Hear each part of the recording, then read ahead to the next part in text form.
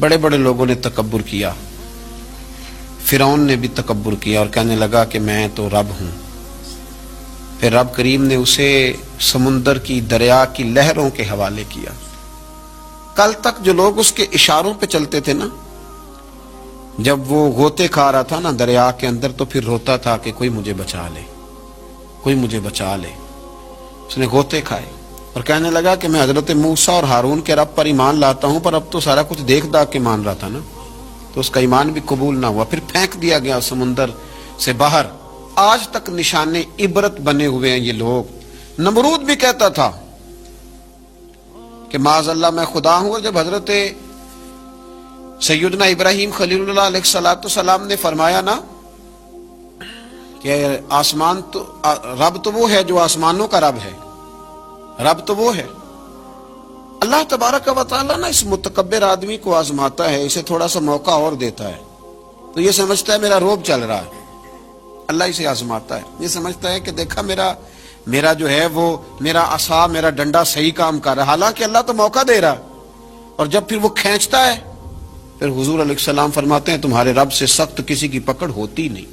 یہ سمجھتا ہے کہ دیکھا نا میں جیسے کہہ رہا ہوں ویسے نظام چل رہا۔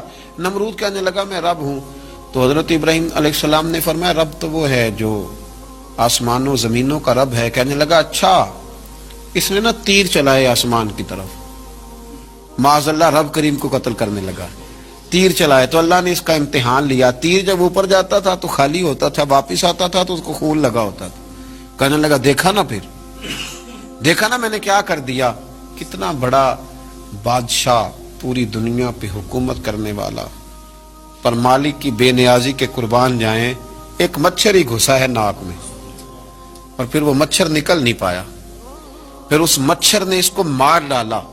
تکبر والے لوگ جب تکبر کر رہے ہوتے ہیں، جب بول رہے ہوتے ہیں، تو کہہ رہے ہوتے ہیں تو مجھے جانتا نہیں، تجھے میرا پتہ نہیں، وہ تو کس سے بات کر رہا ہے، تجھے خبر ہے تو کس کے ساتھ گفتگو کر رہا ہے۔ او بھائی، بڑے بڑے اونچے بولنے والے، پھر اس طرح ان کی آوازیں بند ہوئی کہ کوئی ان کی سننے والا نہ ملا۔ بڑے بڑے اونچے جملے کہنے والے اس تیزی کے ساتھ خاموش ہوئے کہ پھر دوبارہ انہیں احساس تک نہ ہوا کہ ہمیں بولنا بھی آتا تھا۔ کیا حیثیت ہے انسان کی، اس بات پہ تکبر کرتا ہے۔ میرے شیخ کامل رحمت اللہ علیہ، میرے اصحاب رحمت اللہ علیہ فرمایا کرتے تھے انسان تجھے صرف 2 وقت روٹی نہ کھانے کو دی جائے تو اپنی ٹانگوں پہ چل نہیں سکتا، اور 10 راتوں کی بات نہیں، 1 رات نہ تجھے سونے دیا جائے، صرف 1 رات، تو اگلے دن تو اپنی ٹانگوں پہ کھڑا نہیں ہو سکتا۔ تکبر کس بات کا، کس بات کا تکبر؟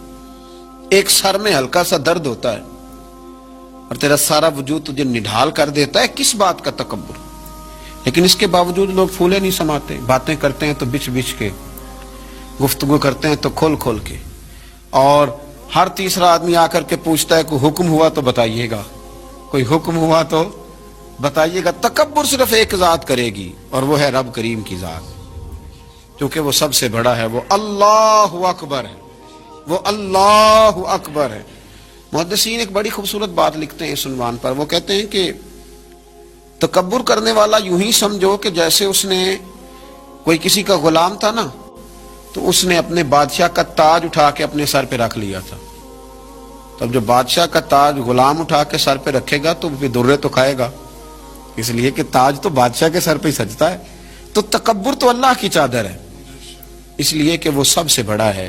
تو اب اگر کوئی شخص اس چادر کو پکڑے گا اور کہے گا نہیں مجھے بھی بڑا بننا ہے، تو پھر درے تو وہ کھائے گا، پھر آزمائش سے تو اسے گزرنا ہے۔